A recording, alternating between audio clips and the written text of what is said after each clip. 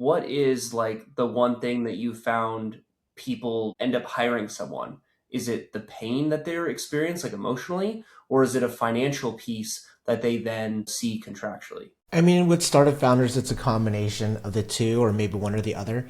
Typically, the biggest reason a lot of founders come to us is because either one of their lead investors tell them to like, yo, you're wasting too much time doing the books. Hire Eric and his team to do it. What you're doing is you're solving for $1 billion problem, but you're trying to save $1,000 a month for bookkeeping. That's ridiculous, right? So that's reason one why a lot of founders come to us. It's usually because we have a lot of relationships with these and investors where they know the value of our service, and we're very fair, or actually very competitive and fair in terms of our pricing, and they would rather have founders focus on the business. So that's option one.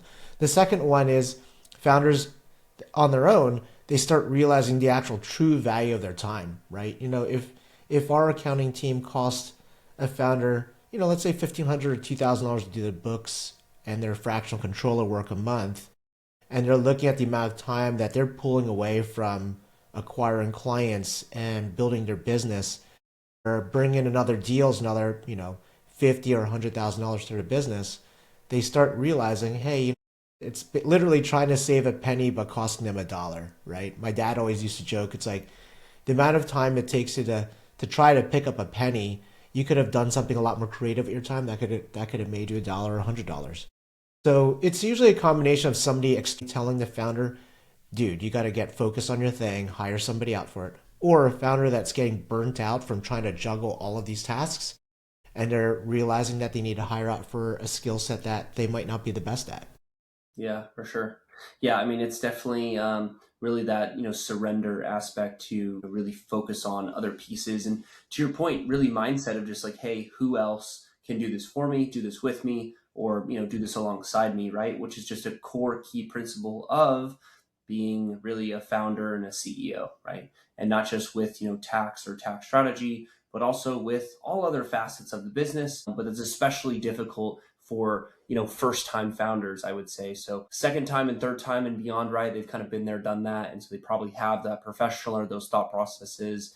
Is there something that comes to mind that you see for first time founders that just gets them tripped up, whether it be like the finance or really the decision of when to hire a really tax professional? It's actually funny is I've had this a couple of times where a lot of founders, when they're raising capital, they set up their companies as a C Corp in Delaware. And what a lot of founders don't realize is there is a combination of a income tax, but also a franchise tax that's paid, or corporate tax. Yeah. And they're not one and the same.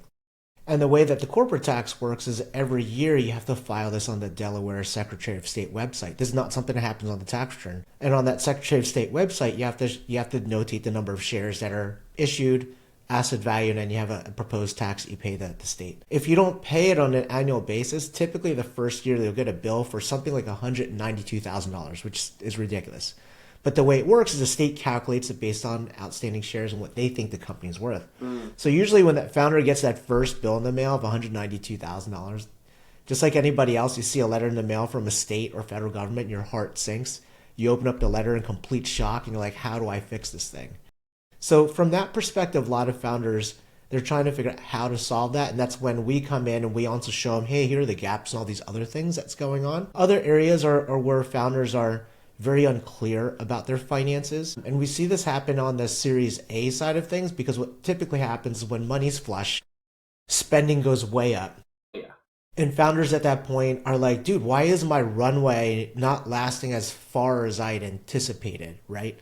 Why is my runway only 8 months? I thought we had 14 months of runway. And usually at that point, again, is when they hire us to come in and do some forensic accounting to figure out where all the glut is, all the fat is, what can get cut out of there, to help them get their runway back to where it needs to be, right?